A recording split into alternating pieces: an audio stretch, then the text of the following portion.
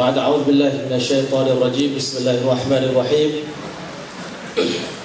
لقد من الله على المؤمنين إذ بعث فيهم رسولا من أنفسهم يتلو عليهم آياته ويزكيهم ويعلمهم الكتاب والحكمة وإن كانوا من قبل في ضلال مبين وقال تعالى ألم يجدك يتيما فآوى ووجدك ضالا فهدى ووجدك عائلا فأغنى فأما اليتيم فلا تقهر وأما السائل فلا تنهر وأما بنعمة ربك فحدث وقال النبي صلى الله عليه وسلم من أحيا سنتي فقد أحبني ومن أحبني كان معي في الجنة أو كما قال عليه الصلاة والسلام وقال الشاعر وأحسن منك لم ترقط عيني وأجمل منك لم تلد النساء خلقت مبرأ من كل عيب كأنك قد خلقت كما تشاء صدق الله العظيم وصدق رسوله النبي الكريم ونحن على ذلك من الشاهدين والشاكرين والحمد لله رب العالمين. السلام عليكم ورحمة الله تعالى وبركاته. Waalaikumsalam warahmatullahi wabarakatuh. Yang saya muliakan Tuan Pengurusi Majlis, yang dihormati lagi dikasihi Tuan Pengetua Haji Abdul Razak bin Ahmad, wakil daripada PIBG, dan seterusnya barisan-barisan guru dan seterusnya yang dikasihi sekalian, adik-adik pelajar Sekolah Menengah Kebangsaan Bukit Rangin. Alhamdulillah, alhamdulillah, sama-sama kita memanjatkan setinggi-tinggi sedalam-dalam puji dan syukur kehadrat Allah Subhanahu wa taala. Kerana semenjak kita berada di alam arwah sampailah ke saat ini, tidak pernah putus-putus Allah SWT mencurahkan ke atas kita limpahan kasih sayang, limpahan nikmat, limpahan berkat, limpahan segala kebaikan daripada Allah SWT kepada kita.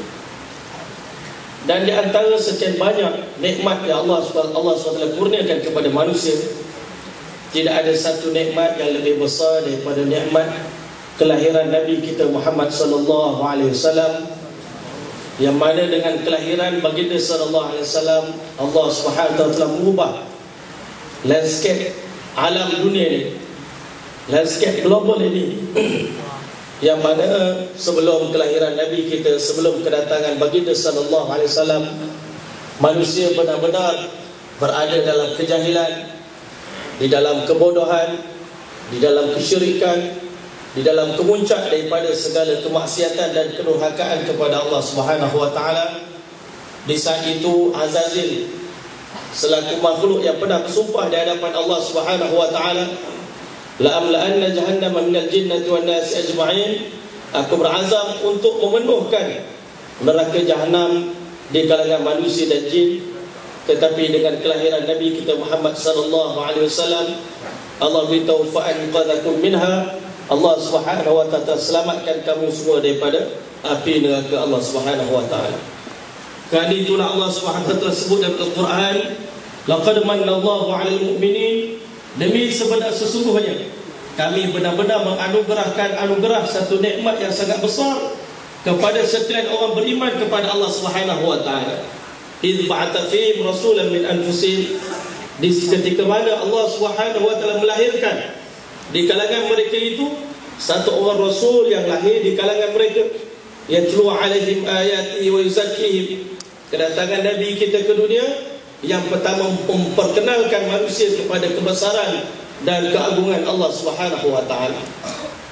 Maka yang kedua, tugas Nabi kita Muhammad sallallahu alaihi wasallam datang ke dunia, wa yu'allimuhumul kitab wal hikmah, mengajar manusia ilmu Al-Quran dan hadis, wa yuzakkihim, dan kedatangan Nabi kita ke dunia untuk membersihkan jiwa raga kita daripada syirik kepada Allah Subhanahu wa taala, daripada segala sifat-sifat mazmumah, maka diganti dengan segala sifat-sifat yang terpuji yang dikasihi oleh Allah Subhanahu wa taala.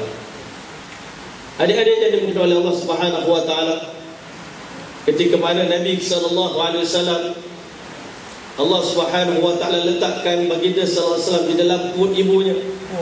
Di saat itu kandungan Nabi sallallahu alaihi wasallam baru berusia 2 bulan. Tetapi Allah Subhanahu wa taala telah menguji baginda Muhammad sallallahu alaihi wasallam dengan ujian yang begitu banyak, Ujian yang begitu besar, tujuan Allah menguji para kekasihnya bukan untuk mengazab, bukan kerana Allah tidak kasih. Bahkan itulah tanda kasih sayang Allah SWT kepada Nabi kita, yang mana ulama mengatakan kasih sayang Allah kepada Nabi tidak ada tolok bandingnya. Betapa tingginya kasih sayang Allah kepada Rasulullah SAW dapat kita saksikan daripada berbagai-bagai tanda. Satu orang yang kasih kepada seseorang, dia akan zahirkan kepada seluruh alam. Seluruh dunia dapat tahu bahawa si fulan ini mencintai si fulan. Maka begitulah sayangnya Allah kepada Rasulullah SAW. Maka yang pertama sekali tanda kasih sayang Allah kepada Nabi, Allah Subhanahu wa taala gandingkan nama Allah dan nama Rasulullah SAW di pintu gerbang surga Allah Subhanahu wa taala. Nanti jika ditakdirkan kita masuk surga, kita akan dapat lihat terpampang daripada jauh tulisan yang ditulis oleh Allah daripada tinta emas. Allah SWT menulis la ilaha illallah Muhammadur Rasulullah di pintu gerbang surga Allah Subhanahu wa taala. Itu sayangnya Allah kepada Nabi. Dan kita dapat lihat hari ini kita sayang pada satu orang, kita akan letak gambar dia dalam dompet kita. Kadang-kadang kita akan letakkan gambar isteri kita di samping gambar kita, di dalam pejabat kita, kadang-kadang di dalam ruangan tidur, bilik tidur kita. Maka lebih-lebih lagi Allah Subhanahu wa taala, walillahil mathalul a'la, Allah SWT punya cinta kepada Nabi tak dapat dibandingkan.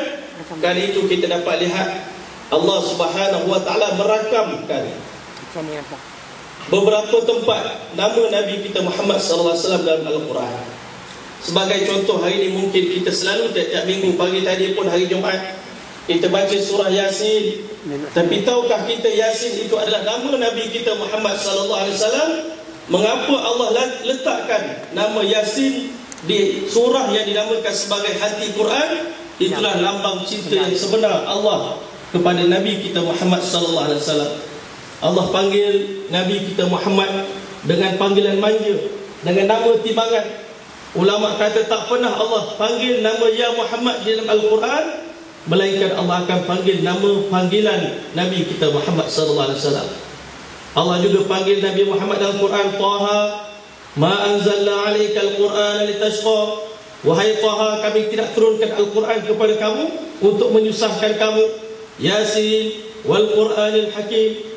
Bila Allah panggil Nabi kita dalam, melainkan Allah akan panggil nama panggilan Nabi kita Muhammad SAW. Allah juga panggil Nabi Muhammad dalam Quran, Taha ma anzalna alaika al-Quran litashqa. Wahai Taha, kami tidak turunkan Al-Quran kepada kamu untuk menyusahkan kamu. Yasin wal Quranil Hakim.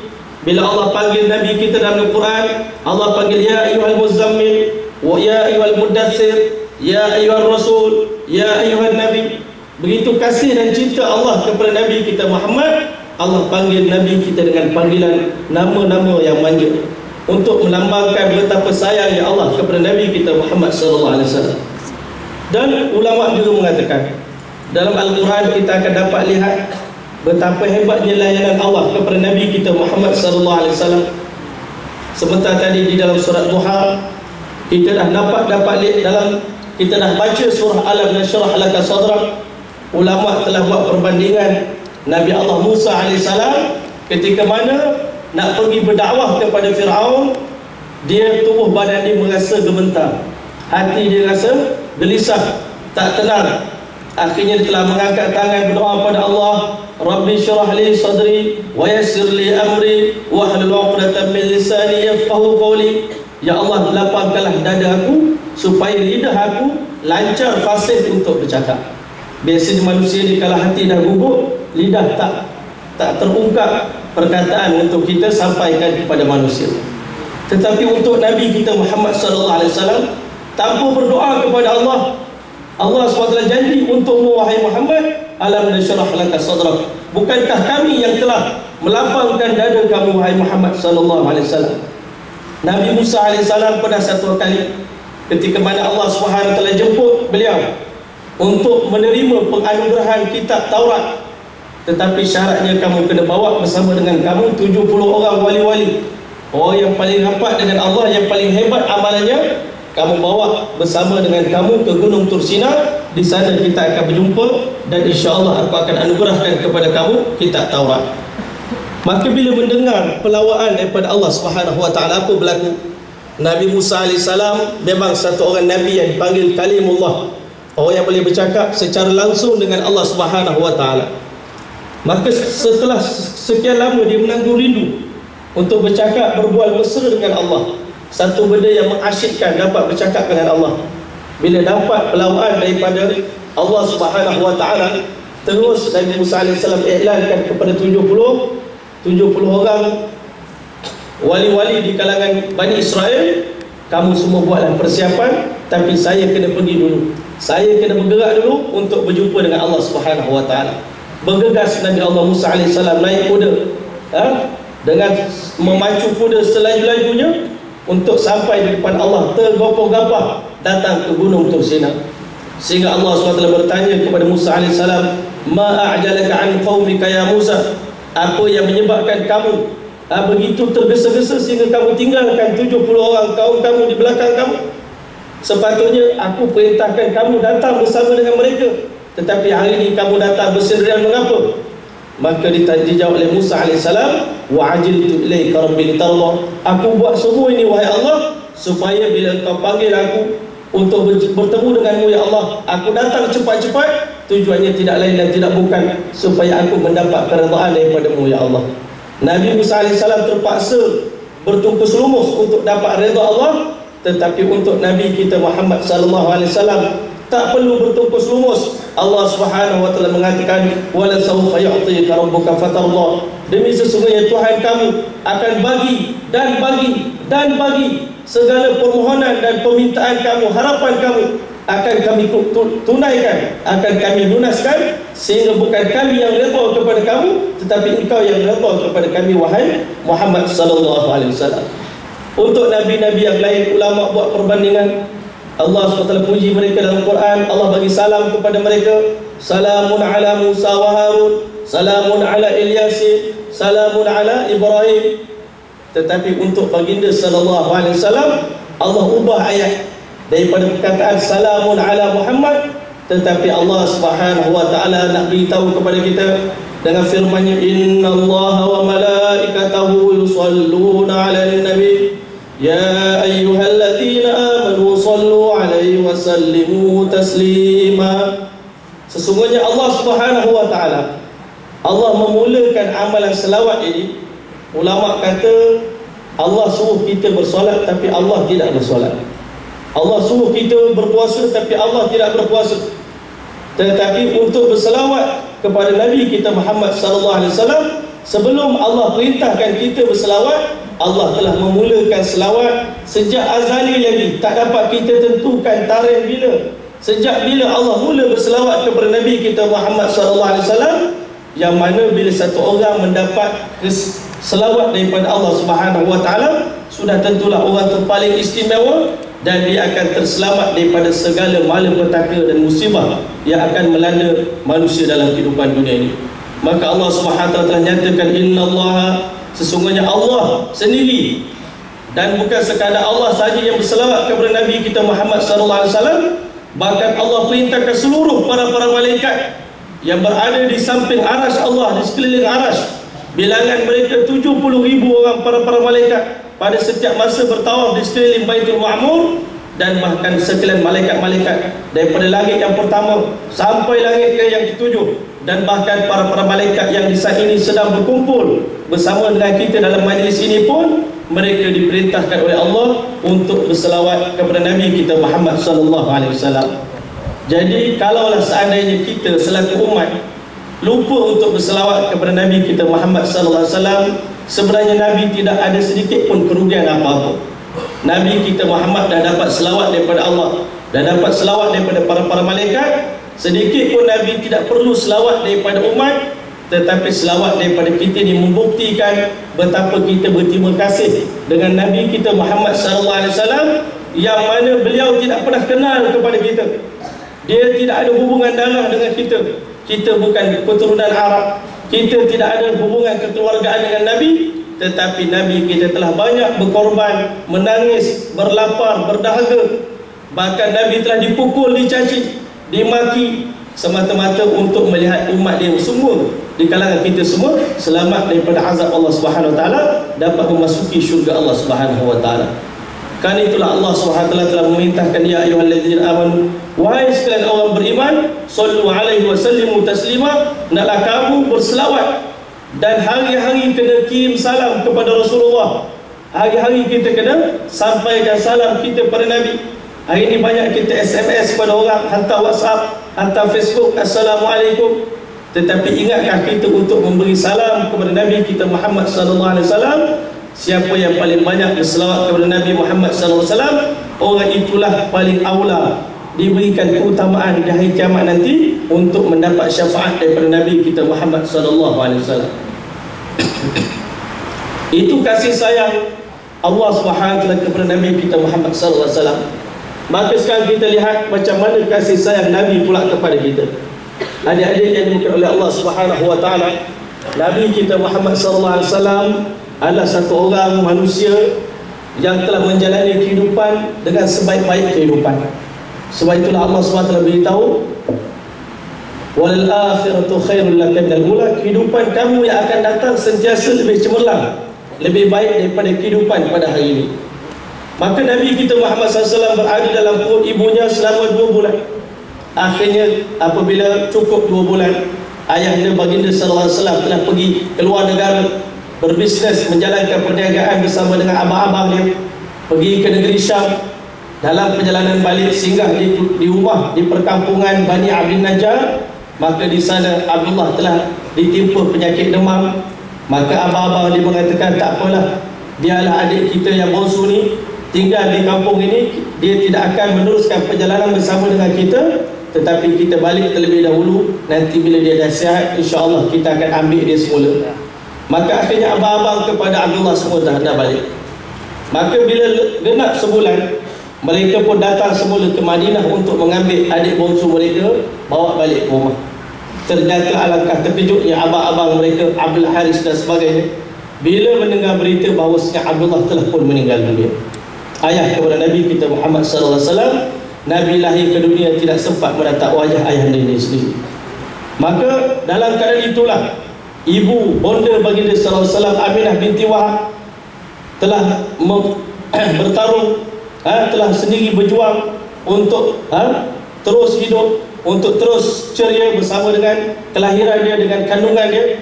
Dan ternyata Allah Ta'ala telah ubat hati Aminah binti Wahab, iaitu Allah Subhanahu wa Ta'ala telah jadikan, datangkan keberkatan dalam kehidupan Aminah binti Wahab. Sepanjang malam dalam mimpi, Aminah binti Wahab didatangi oleh para malaikat, memberikan berita gembira bahawasanya yang sedang kamu kandungkan ini adalah satu orang Nabi yang akan menjadi asbab kepada hidayah manusia di seluruh alam. Satu hari nanti agama yang dibawa ini akan tersebar ke seluruh alam, dan dia menjadi asbab penyelamat bagi manusia daripada azab neraka Allah, dan dia akan membawa manusia ke syurga Allah Subhanahu wa taala. Maka bila dia dilahirkan nanti, maka jangan sekali-kali kamu lupa untuk memohon perlindungan daripada azab, daripada gangguan godaan syaitan. Ini pesanan daripada para malaikat kepada ibu, kepada baginda sallallahu alaihi wasallam. Sehinggalah pada hari yang terakhir daripada kelahiran Nabi kita Muhammad sallallahu alaihi wasallam, sebenarnya pada hari kelahiran Nabi banyak berlaku peristiwa-peristiwa ajaib, peristiwa-peristiwa aneh di seluruh alam. Bukan hanya sekadar di rumah Nabi kita Muhammad, tetapi di seluruh alam. Bahkan pada malam hari kelahiran Nabi kita Muhammad sallallahu alaihi wasallam, satu orang Yahudi di Madinah. Sebenarnya bangsa Yahudi ini, mereka adalah satu bangsa yang sangat yakin kepada ajaran kitab Taurat. Sebenarnya mereka dah baca di dalam kitab Taurat semenjak ratusan tahun dahulu bahawasanya Nabi akhir zaman akan lahir di kota Mekah. Tetapi kerana yakinnya mereka sanggup meninggalkan negara Palestin. Negara Palestin, negeri Syam adalah bumi yang sangat subur. Orang hidup di sana menikmati buah-buah yang terbaik, buah zaitun yang terbaik, kehidupan yang begitu hebat, tamadun yang begitu hebat. Tetapi sekumpulan orang-orang Yahudi, mereka bawa kaum keluarga mereka berhijrah, meninggalkan Palestin untuk duduk datang ke Mekah. Sedangkan Mekah pada ketika itu satu negara yang sangat yang sangat-sangat orang kata yang sangat-sangat mundur. Bahkan di saat itu tidak ada apa-apa kehebatan yang ada pada Mekah dan kota Madinah. Tetapi sekumpulan Yahudi, mereka telah bertapak di kota Madinah. Yahudi Bani Quraizah, Yahudi Bani Nadir, Yahudi Bani Qainuqa.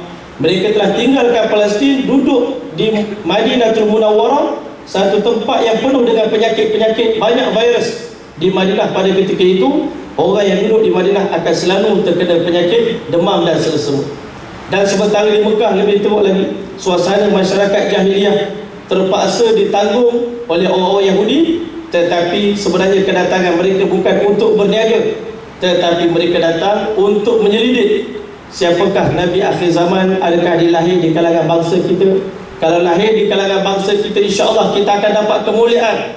Orang Yahudi sangat-sangat bangga. Mereka mengatakan nahnu abna'ullah wa ahibba'u, kami adalah anak Allah, anak cucu Allah dan kekasih Allah. Lan tamassanan nar illa ayyaman ma'dudah, kami tak akan masuk neraka melainkan 40 hari je. Kalau orang Yahudi masuk neraka pun kuat-kuat apa 40 hari. Ini Yahudi punya dia punya akidah, dia kepercayaan mereka. Dan mereka sangat-sangat mengharap kalau boleh Nabi akhir zaman pun lahir di kalangan mereka. Tetapi janji daripada Allah mengkabulkan doa Nabi Allah Ibrahim. Nabi Ibrahim ada dua orang anak, satu namanya Ismail, satu namanya Ishak. Ismail lahir daripada ibu yang lain, Ishak lahir daripada ibu lain. Anak daripada Siti Sarah, Allah lahirkan Nabi Ishak. Maka daripada keturunan Ishak, Allah lahirkan 70,000 Nabi-Nabi dan Rasul. Berarti dah banyak Allah bagi untuk orang Yahudi. Tetapi untuk bangsa Arab, setakat matinya Nabi Ismail sampai waktu kelahiran Nabi Muhammad, tak ada seorang pun Nabi dihantar untuk mendidik masyarakat Arab. Sebab itulah mereka dalam keadaan begitu teruk. Di saat Nabi sedang lahir, masyarakat Arab sedang memuja 360 berhala. Dan mereka bertawaf dalam keadaan telanjang. Berlaku permusuhan yang begitu hebat di antara Aus dengan Khazraj, berperang 120 tahun. Waktu itu Allah kata, wa kuntum ala syafa hufratin minan nar, kalian sedang berada di jurang neraka jahanam. Maka orang Yahudi sedang menunggu. Maka pada malam kelahiran Nabi kita Muhammad sallallahu alaihi wasallam, di saat itu satu orang Yahudi telah menjerit, wailakum ya ma'syaral yahud, celaka kamu wahai semua orang Yahudi, qad tala'ana najmu ahmada, bintang Ahmad telah pun muncul pada hari ini. Masya Allah, dia pun iklankan. Maka hebohlah orang Yahudi memperkatakan, memang benar pada malam inilah, pada malam 12 Rabiul Awal lah Nabi kita Muhammad sallallahu alaihi wasallam akan dilahirkan. Waktu itu orang Yahudi dalam hati mereka ada rasa gembira dan ada rasa geram, cemburu kepada masyarakat Arab. Dan satu orang Yahudi telah datang di perhimpunan orang Arab. Mereka sedang bertawaf di sekeliling Kaabah di Mekah. Maka dia telah berhentikan mereka, berhenti tuan-tuan, bertawaf sekejap.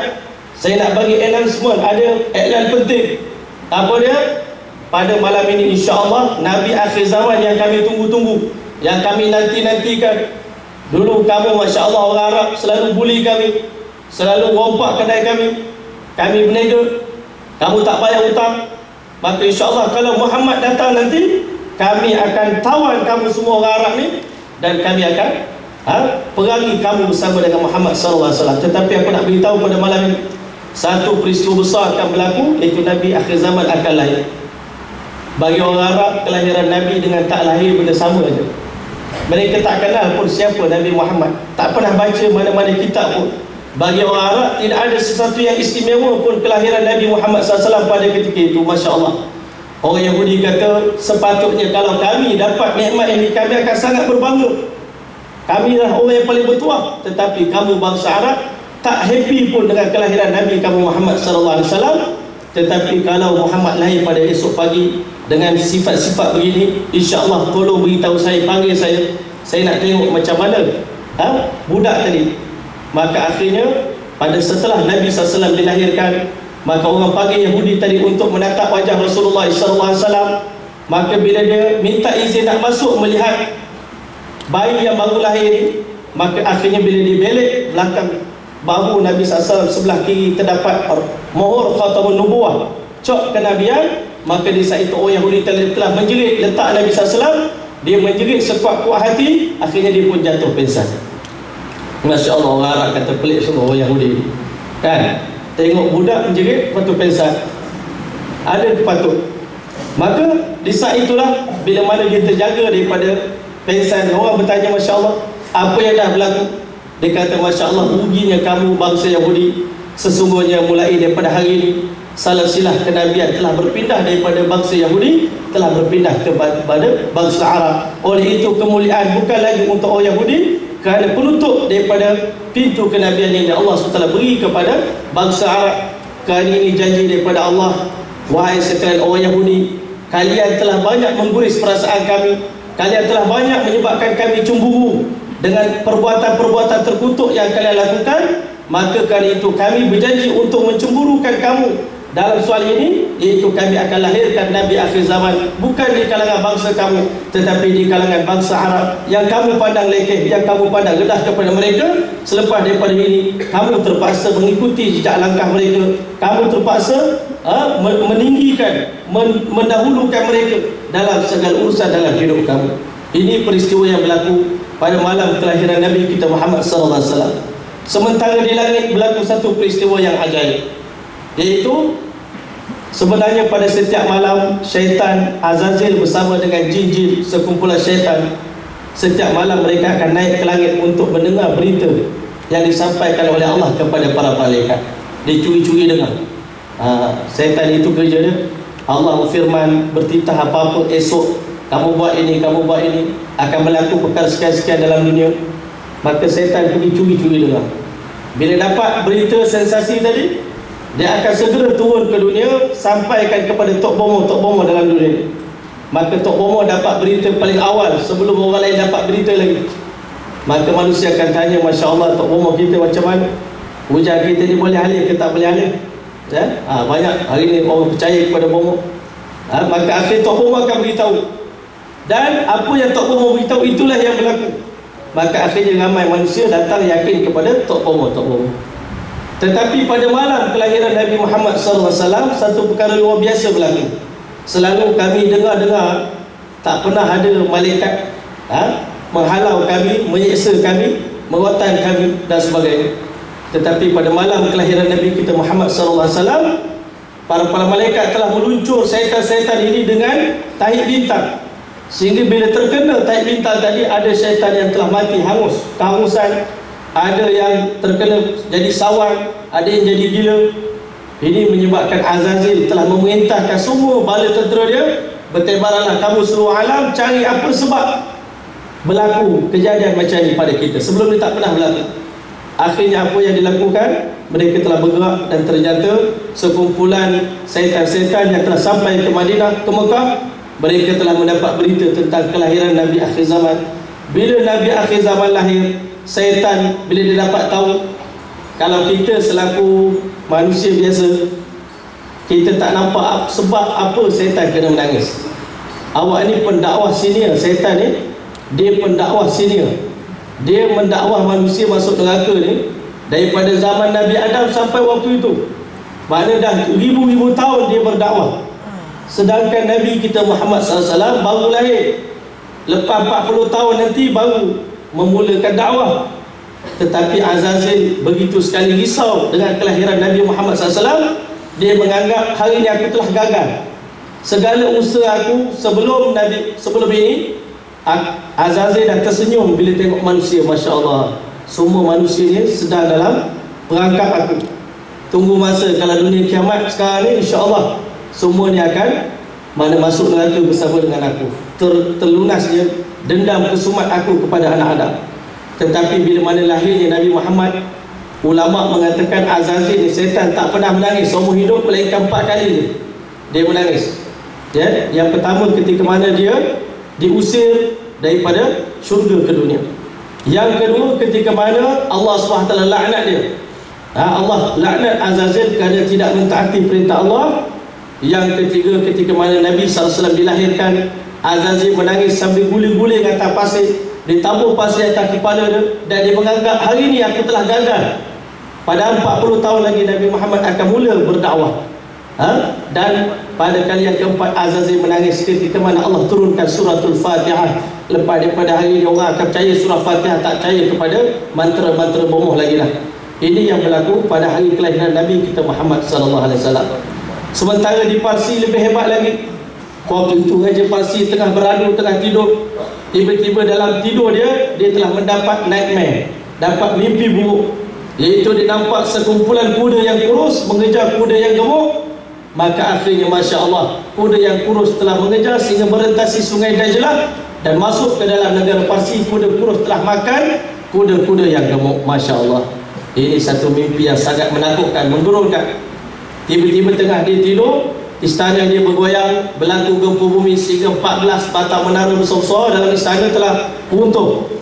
Dan tengah-tengah mereka menyalakan api. Orang Majusi disembah api dah 1000 tahun. Obor tu dinyalakan, tiba-tiba selepas 1000 tahun tak pernah padam, tiba-tiba malam tu padam. Maka raja pun Masya Allah begitu sekali risau. Akhirnya pada keesokan pagi dekat dia nak naik dia punya singgah sana dia, tiba-tiba ada satu kuasa telah tendang dia sehingga dia bergolek jatuh ke bawah. Raja kata Masya Allah, ini beberapa peristiwa yang teruk sangat berlaku dalam kerajaan beta pada hari ini. Beta nak kamu semua, memanda-memanda menteri, cerdik pandai semua, bagi idea kepada saya. Macam mana saya nak buat ni? Ini berlaku ni. Kamu semua tolonglah bagi idea sikit. Dia kata, kita semua tuan, kita orang Majusi, macam mana kita tak ada kitab, kita tak tahu penafsiran mimpi. Maka kalau begitu kita tolong, kita tanyalah orang-orang Nasrani, orang Kristian, mereka faham tentang benda ni. Bila mereka sampaikan kepada satu orang Kristian bernama Abdul Masih, padri tua Abdul Masih, dia kata ini mimpi bukan mimpi yang biasa. Orang biasa macam saya tak mampu untuk menafsirkan mimpi ini, melainkan tok guru saya bernama Satih, dia berada di negara Rom, dia yang boleh menafsirkan mimpi ini.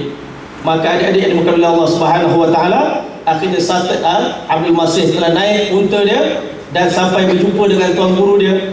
Akhirnya tuan guru dia belum sempat diturun daripada unta, tuan guru dia dah tahu apa sebab kedatangan Abdul Masih ke negeri Syam ini. Maka dia telah beritahu Abdul Masih, ata'ala ala jamalin wasyih, Abdul Masih anak murid aku datang naik unta yang kurus kering, waqad awfa ala dharih, telah merentasi perjalanan yang panjang. Ja'a bi khabari maliki Sasan, dia datang membawa berita Raja Sasan, iaitu nak tanya kepada kami mengapa api padam, mengapa kuda yang gemuk dimakan oleh kuda yang kurus, mengapa Masya Allah banyak peristiwa-peristiwa yang berlaku dalam kerajaan Parsi. Maka dia beritahu, wahai anak muridku, apabila wadi sawah, lembah yang tak pernah kering selama ini tiba-tiba kering, satu kawasan yang besar di wadi Samawah sana yang tak pernah ada air tiba-tiba melimpah banjir.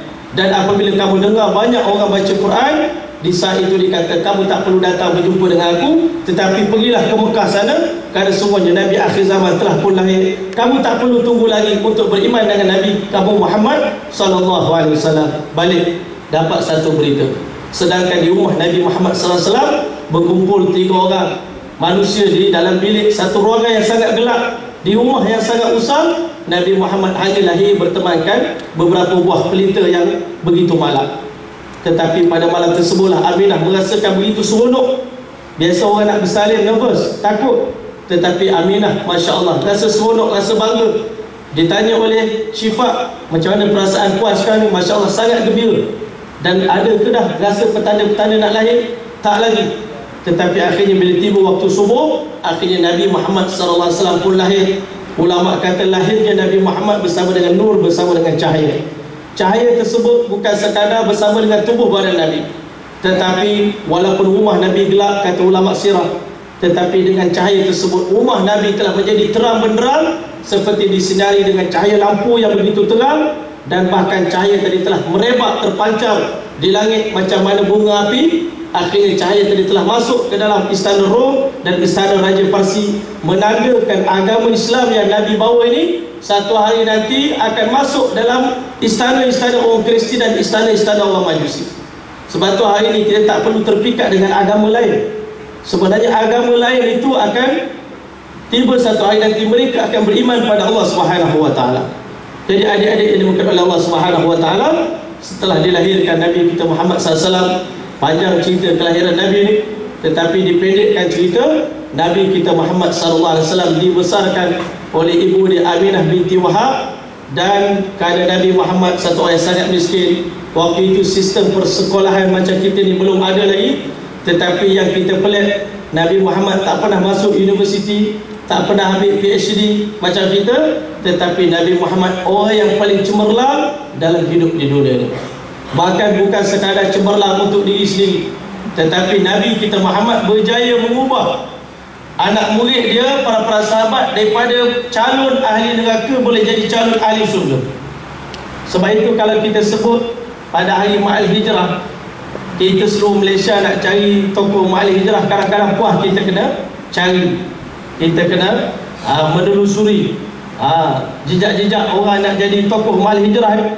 Tetapi kita tengok para sahabat Nabi Ridwanullah alaihi ajma'in, 124,000 para sahabat, semua mereka adalah tokoh-tokoh Ma'al Hijrah. Jadi adik-adik yang dimuliakan Allah Subhanahu wa taala, Nabi kita Muhammad sallallahu alaihi wasallam, Allah SWT lahirkan kita, dia sebagai orang miskin yang daripada lahir sampai meninggal dunia tak pernah merasa mengecap nikmat kemewahan, kesenangan macam kita pada hari ini. Walaupun Nabi anak yatim, tetapi Nabi menjadi orang paling berjaya. Sebab itu tak semestinya kita jadi anak yatim, kita orang miskin, kita gagal dalam pelajaran kita. Bahkan adik-adik semua ada sebab yang paling besar untuk berjaya. Adik-adik ada barisan cikgu-cikgu yang berkaliber, adik-adik ada belajar dalam tempat ruangan yang begitu mewah, yang begitu sempurna. Maka tidak ada sebab untuk kita tidak berjaya. Nabi kita Muhammad sallallahu alaihi wasallam semenjak daripada kanak-kanak, Nabi Muhammad telah berjaya menjadi contoh kepada kanak-kanak yang lain. Pada zaman remaja, Nabi jadi remaja misali.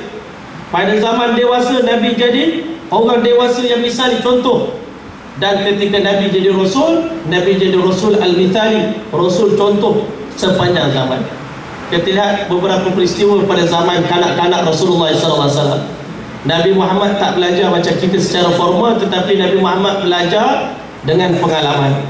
Pengalaman pertama Nabi Muhammad pada usia 1 tahun sehingga umur 4 tahun, Nabi Muhammad telah merantau. Telah pun merantau ke kabilah Bani Sa'ad, duduk bersama dengan ibu susu di sana. Tetapi Nabi Muhammad SAW belajar 2 perkara di sana. Yang pertama, belajar berdikari, seorang diri, tidak hidup bersama dengan ibu yang betul, hidup dengan ibu susu. Yang kedua, Nabi Muhammad SAW belajar membela kambing, memelihara kambing. Pada umur 2 tahun, 3 tahun, 4 tahun, satu orang kanak-kanak boleh pelihara kambing. Bukan sekadar pelihara kambing, tetapi kambing yang Nabi bela telah membiak sampai ke seluruh, memenuhi seluruh wadi, seluruh lembah yang ada di kabilah Bani Sa'ad. Sehingga semua orang cemburu dengan Halimatus Sa'diyah, Masya Allah. Dulu masa nak pergi Mekah, kita semua rebut anak-anak Tan Sri, anak-anak Datuk Seri. Kita nak bagi susu sebab kita bajet. Kalau kita bagi susu anak orang kaya-kaya, Masya Allah, kita akan dapat gaji mahal. Tapi Halimah dia orang bijak, dia ambil Muhammad SAW walaupun bayi yang miskin, tetapi Masya Allah dengan berkat dia ambil, segala hidup dia telah berubah. Ini keberkatan yang ada pada Nabi kita Muhammad SAW. Dan Nabi Muhammad pada usia kecil ini bijak menyesuaikan diri dengan suasana.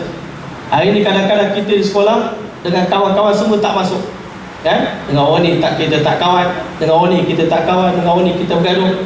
Tetapi Nabi kita Muhammad SAW, di mana pun Nabi pergi, semua orang bangga dengan Nabi Muhammad. Waktu Nabi berada di kabilah Bani Sa'ad, Nabi Muhammad telah menjadi buah mulut, dipuji-puji, disanjung-sanjung, dibangga-banggakan oleh seluruh kabilah Bani Sa'ad. Dan yang ketiga, Nabi Muhammad belajar sastera di kampung tersebut. Sebab itu Nabi Muhammad beritahu, aku tak bangga dan aku tak sombong, tetapi sastera yang aku belajar ni adalah aku belajar daripada sastera kabilah Bani Bakar. Iaitu Bani Bakar adalah satu bangsa, satu kabilah yang paling hebat bidang kesusastraan Arab. Sebab itu pada usia 4 tahun Nabi dah hebat dalam bidang ilmu sastra. Inilah Masya Allah, kita pun nak mencontohi Nabi kita Muhammad SAW. Pengalaman yang kedua yang Nabi kita Muhammad SAW ada, kalau pengalaman pertama bermusafir, pengalaman yang kedua menternak. Nabi Muhammad dapat pengalaman membela kambing di kabilah Bani Sa'ad. Bila Nabi Muhammad balik semula ke kampung dia, kota Mekah, pada usia 4 tahun, 5 tahun, Nabi Muhammad dah mula ambil upah membela kambing pembesar-pembesar kota Mekah. Dan di samping itu Nabi Muhammad dapat berpeluang berbisnes, berniaga. Ini kalau adik-adik sambil belajar pun berbisnes bagus juga. Macam kawan-kawan saya dulu di Afrika Selatan, sambil belajar sambil bisnes. Tapi bisnes jangan mengganggu pelajaran. Nabi Muhammad SAW dapat peluang 2 kali berbisnes ke negeri Syam. Yang pertama ikut pakcik dia Abu Talib untuk berjalan berniaga ke sana. Nabi Muhammad tak sanggup berpisah dengan Abu Talib. Mula-mula Abu Talib nak tinggalkan Rasulullah, tapi bila tengok muka Nabi dah termemek je, macam nak nangis je, akhirnya Abu Talib, Masya Allah, peluk Nabi Muhammad. Masa itu umur Nabi baru 12 tahun, bawa naik, duduk di atas kenderaan. Akhirnya Nabi Muhammad berjalan. Sepanjang perjalanan ada perkara ajaib yang disaksikan oleh seluruh ahli jemaah. Kemana pun Nabi pergi, awan akan bernaung di atas kepala Nabi kita Muhammad sallallahu alaihi wasallam. Ini kemuliaan Nabi kita Muhammad. Sepanjang perjalanan, Masya Allah, awan menaungi perjalanan Nabi. Tetapi sampai di sana, sampai di sebuah gereja, maka tiba-tiba, kalau sebelum ini Masya Allah, orang Kristian bila dipandang orang Arab singgah kat depan, dia orang tak tahu, dia orang tak peduli, dia orang tidak sediakan jamuan. Tetapi pada hari Nabi Muhammad sampai di depan gereja mereka, ketua gereja daripada awal lagi telah mengajak menjemput, ambillah tadi rombongan tadi untuk makan tengah hari bersama dengan kami. Hari ini kamu semua kena makan tengah hari, kami nak jamu kamu sungguh-sungguh. Akhirnya sepanjang jamuan, padri tadi kata bahasa orang muda ni, mengusah. Mengusah, tengok muka ahli-ahli rombongan yang ramai tadi. Dia tengok, tak ada seorang pun muka yang layak jadi Nabi. Padahal aku jemput semua dah ni. Maka akhirnya tanya pada Abu Talib, wahai Abu Talib, aku jemput semua ahli jemaah datang makan, tapi aku rasa ada lagi orang tak datang. Dia kata yang tak datang tu budak je, kami suruh dia jaga unta. Yang budak tu lah nak panggil tu. Maka bila dipanggil Nabi kita Muhammad sallallahu alaihi wasallam, maka padri yang bernama Buhairah tadi, maka dia telah tengok Nabi Muhammad. Aku bersumpah dengan nama Lata dan Uzza, tolong ceritakan kepada aku tentang perihal hidup kamu. Maka Nabi kata, kalau bersumpah dengan nama Lata dan Uzza, saya tak akan sumpah. Tapi kalau bersumpah dengan nama Allah, insya-Allah saya akan ceritakan pengalaman saya kepada kamu.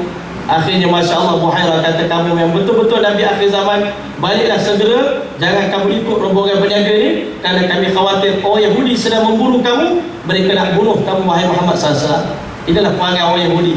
Sebelum kelahiran Nabi, mereka yang sanjung Nabi, mereka yang sayang pada Nabi. Tetapi ketika mana-mana Nabi hadir dalam hidup mereka, mereka berusaha untuk membunuh Nabi kita Muhammad SAW. Ini pengalaman pertama bagi berniaga di luar negara. Tetapi pada kali ini Nabi belum lagi menunjukkan kebolehannya. Tetapi pada ketika mana usia Nabi mencecah 25 tahun, Nabi Muhammad diberi kepercayaan oleh Khadijah binti Khuwailid untuk membawa satu barang dagangan yang begitu besar, kuantiti yang begitu besar, bawa ke negeri Syam untuk diniagakan. Tapi sambil-sambil berniaga ni, Khadijah telah hantar satu orang lelaki nama Maisarah, hamba dia, untuk tengok karakter Nabi kita Muhammad SAW. Kamu jadi pengintip, tengok macam mana Nabi Muhammad berniaga barang. Maka yang menjadikan Maisarah tertarik pada Nabi Muhammad, yang pertama dia kata sepanjang perjalanan Muhammad SAW ni tak pernah sibuk dengan kegiatan orang muda-muda yang lain. Biasa pemuda-pemuda bila dia singgah satu tempat R&R mana-mana, dia orang ni akan berkumpul, minum arak, menari-nari waktu itu. Tetapi Nabi Muhammad, dia duduk bersendirian. Di antara sifat Nabi Muhammad ni, tawilus sumud. Nabi sangat-sangat panjang diamnya Rasulullah. Nabi satu orang yang sangat pendiam dan banyak berfikir. Wa kana jullu nazari ila al-ard, kebanyakan pandangan Rasulullah ni tertumpu ke tanah. Maka akhirnya Nabi Muhammad SAW dalam perjalanan tadi, dia kata Rasulullah sentiasa dinaungi oleh awan. Yang perkara yang paling pelik sekali, dia kata, pernah aku melihat Muhammad SAW duduk di sebatang pokok.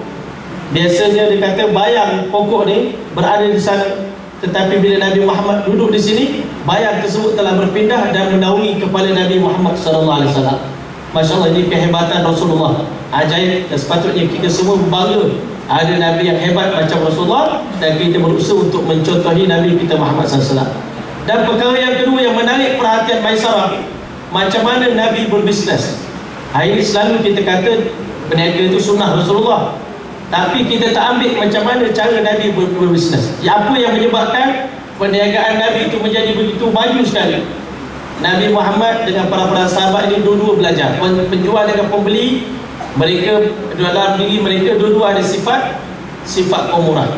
Nabi Muhammad kalau dia jual buah ke, contoh ya, kalau RM10 dapat 5 biji. Ini buah ni, kalau ikut asalnya. Tapi pakcik punya pasal saya tambah 3 biji lagi lah, pakcik pergi balik. Sedangkan orang Arab pada ketika itu, yang cukup sekilo tu pun nak bagi kurang lagi, jangan kata nak bagi lebih. Tetapi Muhammad SAW ni, dia berniaga dengan kita, dia tak berkira. Jadi kalau tak berkira, tuan-tuan saya balik ke kampung, saya nak beritahu orang kampung semua kena beli barang daripada Muhammad, jangan beli daripada orang lain. Maka akhirnya semua orang kampung datang membeli barang dagangan Rasulullah SAW. Kerana kamu tak berkira, kalau kami barang kami RM10, kami bagi RM20 kepada kamu wahai Muhammad. Akhirnya dengan strategi itu, Nabi Muhammad SAW telah berjaya membawa keuntungan yang begitu besar.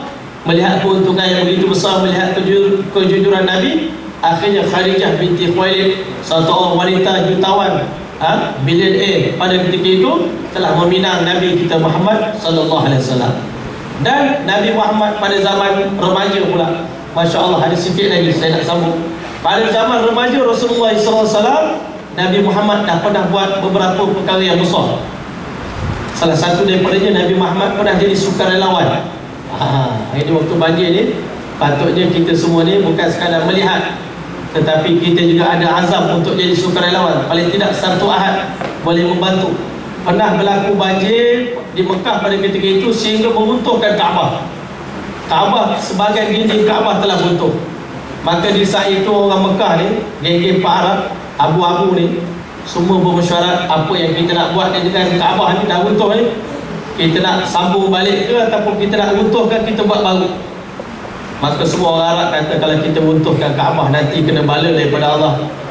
Kata satu orang lelaki yang tua, dia kata, kamu ni nak runtuh ni, niat nak elokkan dia ke niat nak burukkan dia? Maka akhirnya dia kata, kami memperbaiki Kaabah dengan niat nak mengelokkan lagi. Kalau nak elokkan lagi, Allah Ta'ala tak akan azabkan kamu. Runtuhkan Kaabah semua, kita bangun bangunan yang baru. Tapi kerana duit tak cukup, mereka dapat bangun separuh, lebih lagi mereka buat dalam bentuk C. Ini menandakan bahagian C itu pun termasuk dalam Kaabah. Maka di saat itulah Nabi Muhammad bersama dengan pakcik-pakcik dia pikul batu-batu besar atas belakang bersama dengan masyarakat untuk membina Kaabah.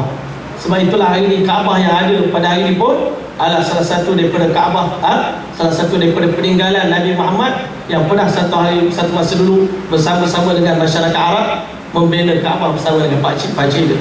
Maka bila mana tiba satu masa, orang Arab berkelahi. Orang Arab ni memang suka berkelahi bergaduh, ya, sampai sekarang pun. Maka bila tiba waktu Kaabah telah pun siap, tiba giliran nak letakkan batu Hajarul Aswad. Siapa di kalangan kita paling layak untuk meletakkan batu Hajarul Aswad ke tempat asal dia? Semua orang, saya lah paling layak. Saya lah paling layak sekali, ya, untuk letak, sebab saya kelebihan saya begini-begini.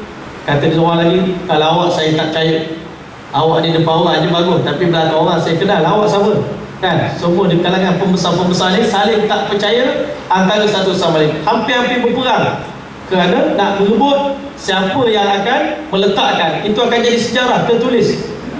Akan jadi sejarah yang akan terpahat untuk selama-lamanya, siapa yang meletakkan batu Hajarul Aswad.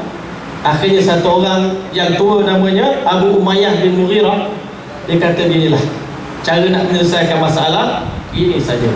Kita pagi esok belum subuh, kita pakat tengok, kita pakat perhati, ataupun kita ambil laporan daripada Tok Siap, siapa datang sembahyang subuh paling awal ke masjid, itulah orang paling layak untuk jadi meletakkan, orang yang akan meletakkan batu Hajarul Aswad.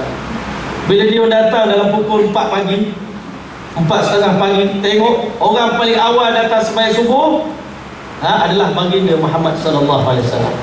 Sebab itu kalau hari ini kita nak jadi cemerlang, kita bangun pagi awal bukan untuk pergi datang sekolah, kita bangun awal untuk solat subuh dulu. Kalau mak kita kejut kita pun jangan kejut untuk sekolah. Kalau kejut untuk sekolah pukul 7 kita bangun. Tetapi kalau kejut untuk solat subuh pukul 5, pukul 5:30 kita dah bangun. Kita tunaikan tanggungjawab kita pada Allah. Bila kita buat hak Allah, hak kita dia Allah bereskan sepanjang hari. Siapa yang solat subuh, Allah jamin rezeki dia sampai ke petang. Tak ada masalah, dia terpelihara daripada segala keburukan. Sebab itu hari ini kita orang Islam beruntung. Orang kafir, Allah kata fa innal kafirin la maula lahum, mereka tak ada pembantu, tak ada pelindung. Kita orang Islam banyak benda yang kita boleh belajar. Bila tengok Nabi Muhammad orang yang datang, maka semua mereka sepakat kalau budak inilah sebagai orang yang meletakkan Hajarul Aswad, kami semua no objection, tak ada halangan lah. Kami semua mengiyakan Nabi Muhammad. Akhirnya Nabi Muhammad pun bijak juga. Takkan kalau aku seorang bubuh nampak macam selfish, mementingkan diri sendiri. Tetapi Nabi Muhammad pun buka kain serban dia. Maka dibuka, dibentangkan. Nabi Muhammad angkat batu Hajarul Aswad, letak kat tengah-tengah ni. Pakcik, pangah pegang sini. Itu Rasulullah SAW. Pak Long pegang sini. Pakcik, Pak Order pegang sini. Pakcik seorang lagi pegang sini. Pak pegang ramai-ramai. Kita angkat sama-sama. Maka bila sampai dekat tempat penjuru Hajarul Aswad, Nabi Muhammad yang angkat batu tadi letak balik di tempat asalnya. Masya Allah, semua orang puas hati. Kalau macam tu, kamilah yang meletakkan batu Hajarul Aswad. Betul. Semua pakcik-pakcik ni, kita sama-sama menjadi orang yang meletakkan batu Hajarul Aswad. Ini kebijaksanaan Nabi SAW dalam perkara itu. Dan Nabi Muhammad pada usia remaja pernah menyertai peperangan. Masya Allah. Ustaz tak galakkan adik-adik pergi perang. Kan kata Ustaz suruh jadi ISIS pula, jadi payah pula. Jadi adik-adik rahmat Allah, nak cerita orang berani. Nabi Muhammad ni satu orang pemberani. Pernah Nabi SAW menyertai peperangan. Waktu itu Nabi Muhammad masih kecil lagi, jadi tukang hulu anak panah pada pakcik-pakcik. Pakcik dia yang memanah. Tetapi sebenarnya kalau tak berani nak masuk dalam perang ni pun, nak duduk dalam perang tu pun dah takut dah. Tetapi di pengalaman Nabi SAW pada usia remaja, Nabi buat satu benda yang mencabar. Dan selepas peperangan berlaku, banyak pertumpahan darah berlaku. Di saat itu Nabi Muhammad SAW bersama dengan masyarakat Arab telah menghadiri satu mesyuarat besar. Itu orang Arab kata, teruk dah kita ni tak jadi, sampai bulan haram pun kita berperang. Ini dah dosa besar ni, ya? Akhirnya mereka pun bermesyuarat, InsyaAllah apa pun keadaan yang berlaku, sepanjang bulan haram kita tak akan berbunuh-bunuh lagi antara satu sama lain. Nabi Muhammad SAW beritahu, aku telah menghadiri satu mesyuarat. Seandainya mesyuarat itu diwujudkan dalam Islam pun, aku akan terima cadangan yang baik, iaitu untuk mereka tidak berperang dalam bulan haram. Ini di antara beberapa peristiwa yang berlaku sepanjang hidup Nabi SAW. Sebab itu zaman kanak-kanak pun Nabi jadi kanak-kanak cemerlang. Dan pada zaman usia remaja pun Nabi cemerlang. Lebih-lebih cemerlang bila Nabi Muhammad telah dilantik menjadi Rasul. Akhirnya Nabi kita Muhammad SAW telah menjadi Habibullah, kekasih Allah Subhanahu Wa Taala. Sebagai orang kata penutup daripada cerita kita, daripada majlis kita pada pagi ini, saya nak ceritakan kepada adik-adik semua, Nabi Muhammad ini menjadi kekasih Allah. Selalu kita sebut Nabi Muhammad itu Habibullah, kekasih Allah Subhanahu Wa Taala. Sebenarnya kita tahu tak kedudukan Rasulullah ni macam mana? Sebenarnya ulama beritahu makam cinta satu orang hamba kepada Allah ada 8 makam. 1, 2, 3, 4, 5, 6, 7, 8. Dan pada saat Nabi Muhammad lahir, waktu itu ranking paling tinggi, ranking nombor 8 ini dipegang oleh Nabi Ibrahim yang dipanggil Khalilullah, kekasih Allah. Kerana hebatnya Nabi Ibrahim ini cinta pada Allah, sehingga akhirnya Allah letakkan Nabi Ibrahim di saat ini sedang berada di langit yang ke-7, beribadah bersama dengan para malaikat. Tetapi Allah Subhanahu Wa Taala nak lantik Nabi Muhammad lebih tinggi daripada Khalilullah. Allah wujudkan makam yang ke-9, iaitu makam Habibullah, kekasih Allah Subhanahu Wa Taala. Maka kalau kita tengok apa yang menyebabkan Nabi Muhammad menjadi Habibullah, apa kelebihan kalau saya jadi Habibullah, dan boleh ke saya jadi Habibullah? Sebenarnya semua orang di kalangan kita ada peluang menjadi Habibullah, kekasih Allah. Apa kelebihan menjadi Habibullah? Dalam hadis Nabi SAW beritahu, apabila satu orang manusia dicintai oleh Allah Subhanahu Wa Taala, Allah sayang pada satu orang, apa Allah telah akan buat? Yang pertama sekali, Allah akan panggil Jibril AS. Wahai Jibril, datang sekejap sini. Mengapa? Wahai Jibril, sesungguhnya si fulan ini dicintai oleh aku, kerana itu kamu wajib mencintai dia, dan kamu kena berkhidmat yang terbaik untuk memudahkan segala urusan di dalam kehidupan dunia. Masya Allah. Itu yang Allah SWT berikan kepada Jibril AS. Arahan yang Allah Ta'ala bagi kepada Jibril AS. Maka bila Jibril AS dapat berita ini, Allah kata sekarang tanggungjawab kamu untuk beritahu kepada semua malaikat-malaikat, sesungguhnya si fulan ini kekasih Allah, maka kamu kena sayang pada dia, kamu kena muliakan dia, mudahkan urusan dia. Akhirnya Jibril AS pun mengumpulkan semua malaikat-malaikat di langit, iklankan, wahai sekalian para malaikat, sesungguhnya si fulan ini yang sedang berjalan, salah satu orang daripada anak murid sekolah menengah ini adalah Habibullah, kekasih Allah. Maka menjadi tanggungjawab kamu untuk sayang pada dia, dan kamu kena hormati dia, kamu kena muliakan dia, kamu mudahkan urusan dia. Maka seluruh malaikat berjanji, berazam untuk menyayangi seorang tersebut. Dan bila malaikat dapat berita ini, satu malaikat akan berdiri di langit bagi iklan kepada seluruh dunia, wahai seluruh alam, makhluk-makhluk seluruh alam, sesungguhnya si fulan ini dicintai oleh Allah Subhanahu Wa Taala. Menjadi tanggungjawab kamu semua untuk sayang pada dia, berkhidmat pada dia, dan akhirnya seluruh alam akan menjadi memudahkan urusan si fulan tersebut. Mereka akan jadi mudah untuk menyempurnakan segala hajat dan keperluan hamba Allah tersebut. Jadi adik-adik rahmat Allah, begitulah apabila Allah sayang pada Nabi Muhammad. Allah perintahkan seluruh makhluk ini untuk sayang pada Nabi kita Muhammad.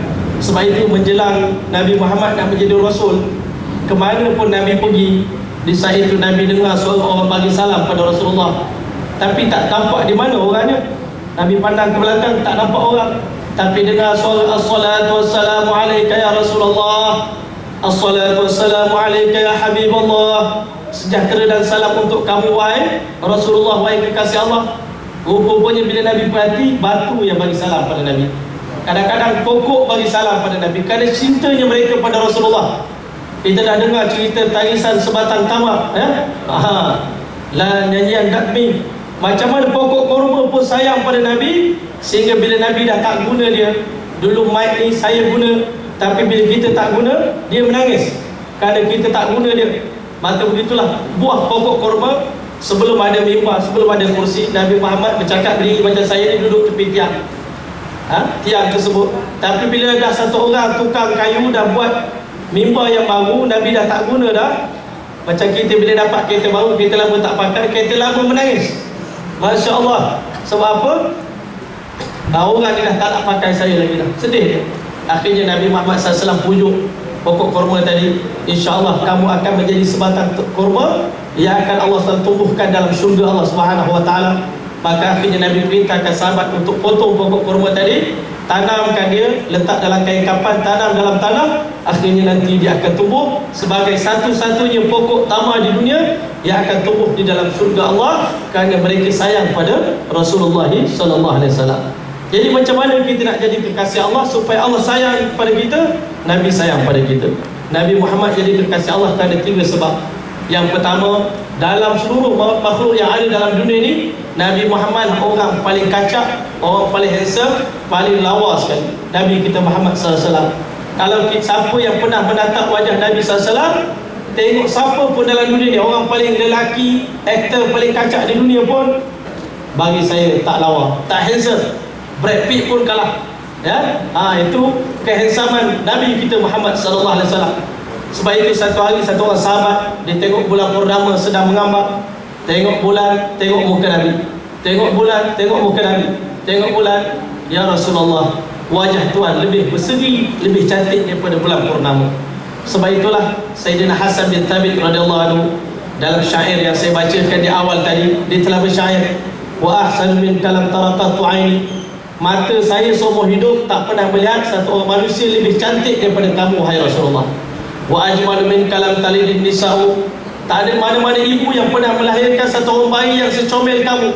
Sebab pada waktu Nabi keluar bersama dengan Nur tadi, Nabi Muhammad turun dalam keadaan bersujud pada Allah di atas tanah.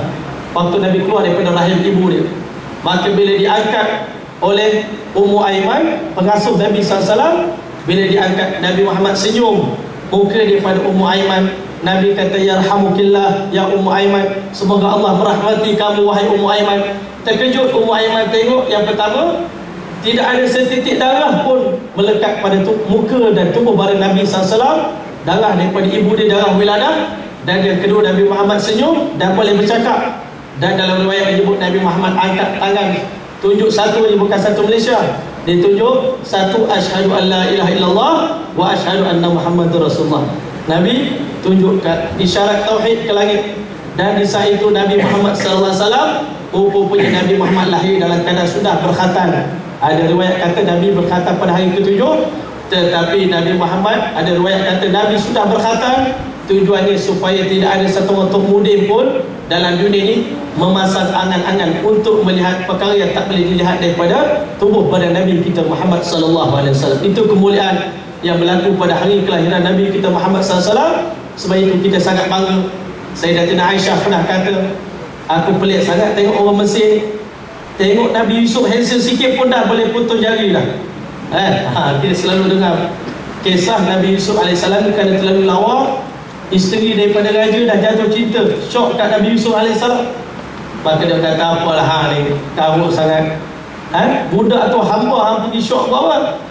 Mahal kata hampa kata syok lah, hampa tak tengok lagi. Tapi kalau hampa tengok nanti apa berlaku kat hampa pula? Kata dia, isteri raja dia tadi. Maka akhirnya dia kata apalah, dia pun pakaikan Nabi Yusuf AS dengan pakaian cantik-cantik, bagi buah mangga, bagi pisau satu sorak.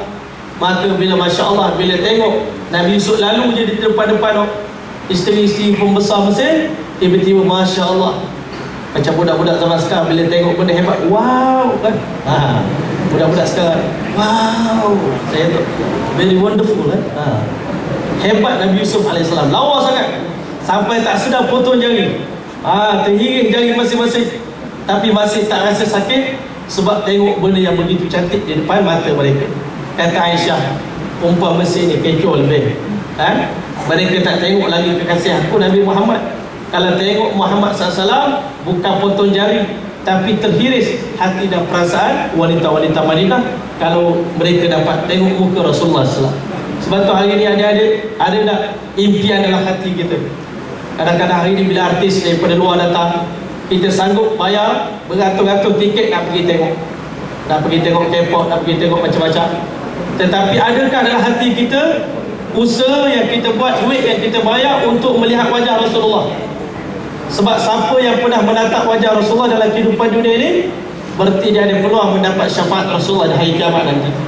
Dan ulama bagi satu amalan, Ustaz dah ajar pada adik-adik satu amalan, siapa buat ini dia dapat, iaitu siapa yang nak melihat Rasulullah SAW dalam mimpi, maka ulama kata amalkanlah selawat ini 70 kali setiap malam sebelum tidur. Tapi selawat ni panjang sikit, ada 5 selawat. Yang pertama, Allahumma salli ala jasadi Muhammadin fil ajsad. Ya Allah, selawatkanlah ke atas jasad Muhammad dalam seluruh makhluk yang berjasad ini, berselawat kepada Nabi kami Muhammad sallallahu alaihi wasallam. Wa salli ala ruhi Muhammadin fil arwah, dan selawatlah ke atas roh Muhammad dalam setiap roh. Wa salli ala qalbi Muhammadin fil qulub. Ya Allah, selawatkanlah ke atas hati Muhammad dalam seluruh hati makhluk. Dan wa salli ala qabri Muhammadin fil qubur. Ya Allah, selawatkanlah ke atas kubur Muhammad, berjumlah selawat itu dalam seluruh kubur-kubur yang ada dalam dunia ini. Siapa baca selawat ini 70 kali sebelum tidur dengan hati yang ikhlas, dia tak buat dosa, jauhkan diri daripada maksiat, dalam hati dia terlalu dahaga nak tengok wajah Rasulullah, insya-Allah satu hari nanti akan datang Nabi Muhammad akan menjelma dalam mimpi kita semua. Dan insya-Allah itulah kenangan yang terindah bagi satu orang umat yang lahir di akhir zaman. Nabi SAW bersabda, tuba liman amana nabi wa yarani, beruntunglah siapa yang beriman kepada aku dan sempat menatap wajah aku. Lebih-lebih lagi dalam kehidupan dunia. Nak tidak insya-Allah? Boleh ya? Siapa yang nak, dia boleh amalkan. Yang kedua, Nabi Muhammad menjadi Habibullah, kekasih Allah. Kerana yang kedua, kerana akhlak Nabi Muhammad adalah akhlak yang paling terpuji, akhlak yang paling mulia. Hari ini satu orang biasanya kalau dia handsome, kadang-kadang perangai dia tak bagus pula. Tetapi Nabi Muhammad bukan sekadar handsome, tetapi Masya Allah perangai Nabi Muhammad begitu hebat. Sebab itu bila ditanya kepada isteri Nabi, Sayyidatina Aisyah radhiyallahu anha, apa jawab dia? Kana khuluqu al-Quran. Akhlak Nabi SAW ni adalah akhlak Quran. Macam mana penafsiran dia adik-adik kalau Ustaz tanya macam mana akhlak Quran, akhlak Nabi Muhammad? Ini satu poin yang paling besar sekali Ustaz nak beritahu kepada adik-adik, iaitu macam mana kita boleh katakan akhlak Nabi ni akhlak Quran. Hari ni kita umat akhir zaman, kita selalu mengambil orang bukan Islam sebagai contoh kita di akhir zaman. nak baiki, nak suruh adik-adik semua nak supaya berubah. Apa yang kita buat, kadang-kadang kita ambil contoh orang Jepun. Misalnya ustaz dulu pernah jadi imam di Jepun 2 kali, ya. Dia yang pertama di Masjid Fuji, yang kedua jadi imam di Masjid Ichikawa di Tokyo, masya-Allah, ya. Dapat 2 kali jadi imam kat Jepun. Memang sepanjang ustaz duduk kat Jepun, walaupun hanya beberapa bulan duduk, tetapi terlalu banyak benda yang kita boleh belajar daripada kehidupan orang Jepun. Banyak benda yang kita nak cerita lah. Kalau balik ke kampung boleh jadi satu ceramah pula, cerita pasal akhlak orang Jepun saja. Antara akhlak orang Jepun ni yang paling hebat, yang menarik perhatian saya. Satu hari saya tengah tidur dalam bilik, tiba-tiba datang satu orang perempuan, dia panggil salam, konnichiwa, konnichiwa. Masya Allah, apa pasal pula orang perempuan datang masuk masjid bagi salam? Saya tak pandai cakap bahasa Jepun, saya suruh kawan saya orang Bangla pergi cakap dengan dia, tanya. Dia beritahu dekat luar sana saya lalu tadi ada satu kereta, lampu kereta tadi tak dipadam. Jadi saya minta tolong beritahu, sampaikan mesej kepada tuan dia, tolong tutupkan, switch off kan dia punya lampu tersebut. Masya Allah. Habis itu dia keluar, terima kasih. Dia naik kereta, dia berhentikan kereta dia semata-mata nak beritahu pada kita tolong tutup lampu, lepas tu dia pergi. Ini hebatnya akhlak orang Jepun. Kalau hari ni lantah lah, hang punya kereta, aku punya kereta, kan? Lagi pula kita bergaduh dengan dia, mampus pergi lah, kan? Itu kita boleh cakap. Satu hari kawan saya dia beli barang elektrik harga RM3.50. Harga barang RM3.50, barang kecil je. Harga baru guna 1 minggu, barang tadi dah rosak. Masya Allah. Kalau begitu ustaz ikut saya, kita pergi pulangkan barang. Sampai dekat kedai tengok resit pun dah terperonyok, kata domba tu. Nampak kotak pun dah koyak rabak. Kalau kat Malaysia ni confirm nak pulang balik, barang pun harga RM3.50. Kena marah dengan tuan kedai ada lagi. Ni guna tak betul, marah, salahkan aku punya syarikat pula. Itu kalau kat Malaysia. Tapi kat Jepun bila tengok barang dia rosak, minta maaf banyak-banyak, barang kami tidak memuaskan hati tuan. Dia pun tengok resit, betul. Maka dia pun ambil barang baru bagi dekat kawan saya. Nanti bila dia cek balik resit, harga minggu lepas RM3.50. Tapi syarikat kami dah kurangkan 50%. Minggu ni dah turun 50%. Ini ambil 50%, saya pulang balik. Ini perangai orang Jepun. Pernah juga saya dengar cerita orang Jepun, dia naik kereta api di Pakistan, daripada Karachi sampai Lahore, ya. Sampai di Lahore dia tengok orang Islam habis bangun tidur, kan, tidur dekat slipper tu, pakai selimut, bangun tidur, siap-siap baik turun daripada kereta api. Tapi orang Jepun ni Masya Allah, dia tengok banyaknya sampah, dia pun sebelum turun dia ambil dulu plastik, dia kutip-kutip semua sampah, satu gerabak dia cuci, satu gerabak dia lipatkan selimut-selimut, lepas tu dah bersih semua baru turun. Saya kata kalau macam tu saya boleh buat. Kita selalu tidur hotel kan, kadang-kadang kita kata hotel kita dah bayar, mahal apa, jadi kerja dia apa lah, buat kerja bersihkan. Tetapi orang Jepun dia tak akan tinggalkan hotel, tak akan tinggalkan apa dalam keadaan bersepah-sepah. Ini yang kita nak belajar dalam asrama kita. Masya Allah, sepatutnya sampah kita lah yang buang, bukan orang lain kena buang. Tapi hari ini sampah kita orang lain kena kutip. Orang Jepun makan gula-gula semua letak dalam poket, ya. Tetapi sebenarnya akhlak Nabi kita Muhammad sebelum jadi Rasul lagi pun dah lebih tinggi daripada orang Jepun lagi dah. Tak perlu kita bangga dengan orang Jepun. Nabi kita Muhammad dah jadi contoh terbaik, tauladan. Sebelum lagi Nabi Muhammad jadi Rasul, dah hebat daripada orang Jepun lagi. Di sisi manusia, akhlak Rasulullah ni adalah yang terbaik. Sebab itu mereka bagi gelar Al-Amin kepada Rasulullah. Tetapi di sisi Allah belum sempurna. Allah nak disempurnakan lagi. Maka Allah perintahkan Nabi berdakwah. Bila Nabi buat dakwah, kadang-kadang adalah silap-silap sikit. Salah silap tu memang ada. Nabi Muhammad tak pernah buat dosa. Tapi antara kesilapan Nabi, satu hari sekumpulan orang Yahudi datang jumpa dengan Nabi, ya Rasulullah, kalau kamu betul-betul Nabi akhir zaman, kamu Nabi yang benar, kami nak tanya kamu 3 soalan killer.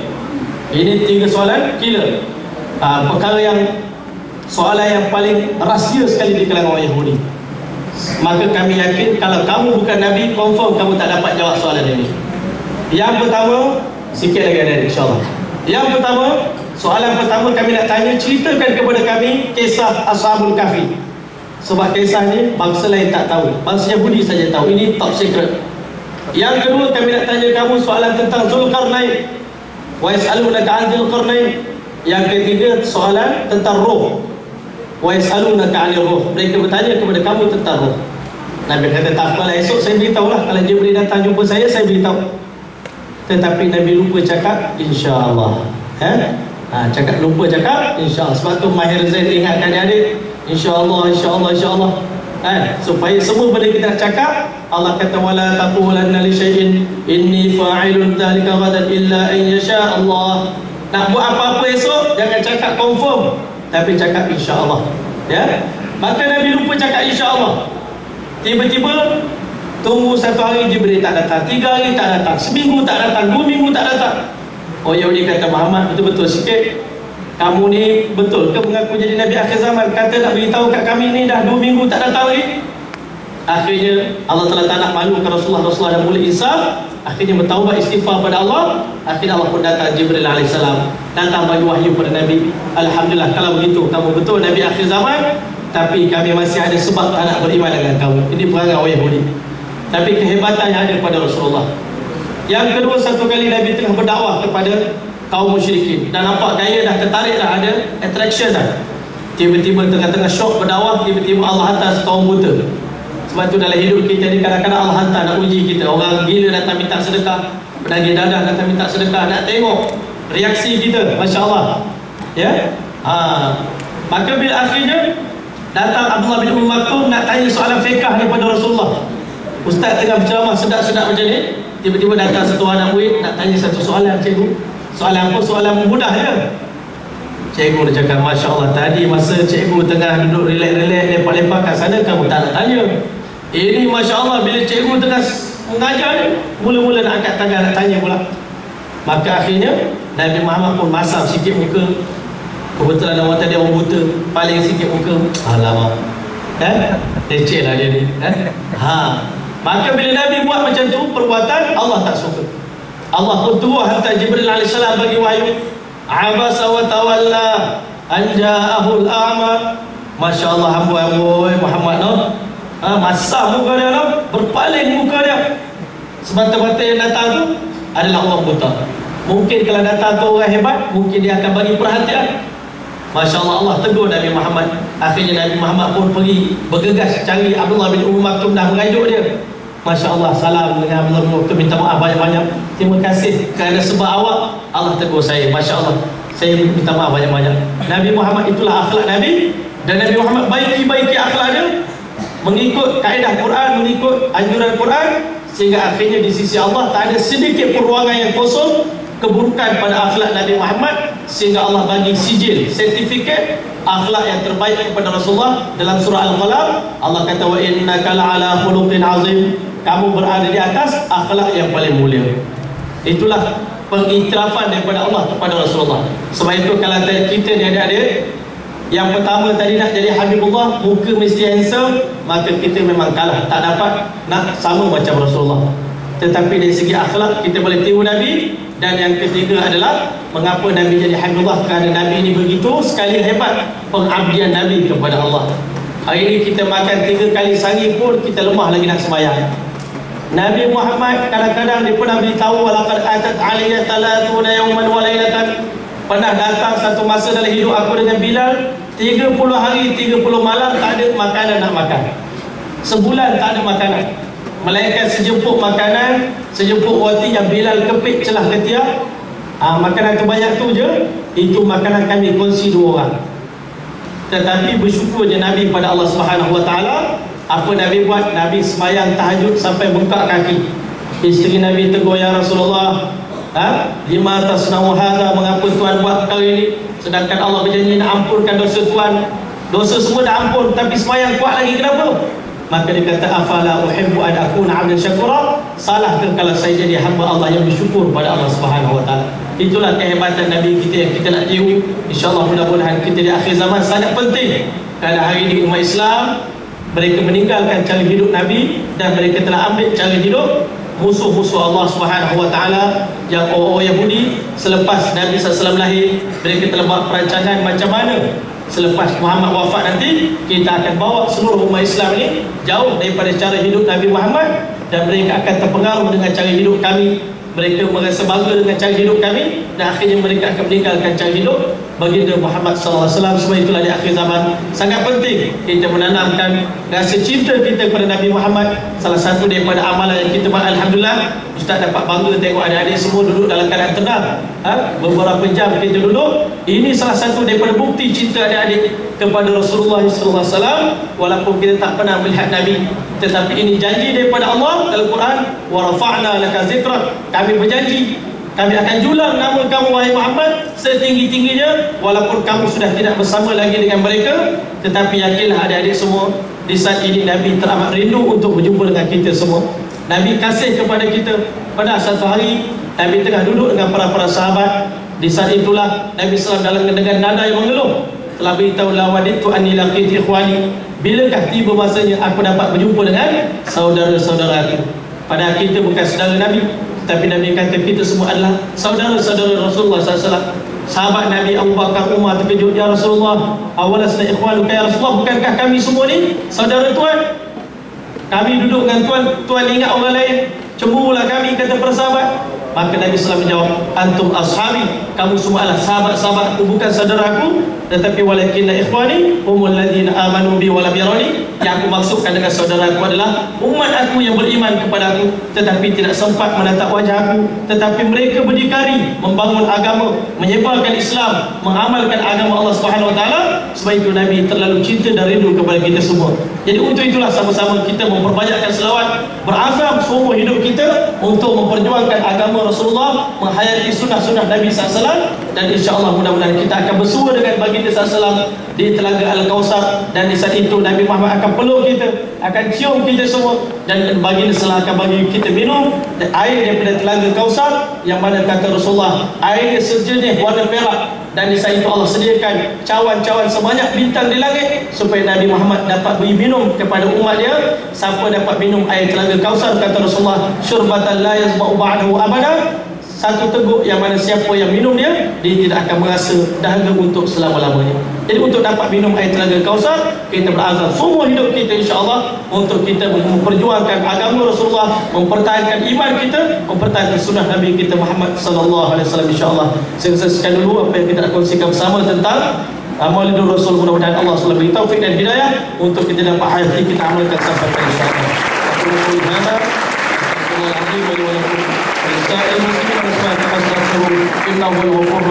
Assalamualaikum warahmatullahi taala wabarakatuh.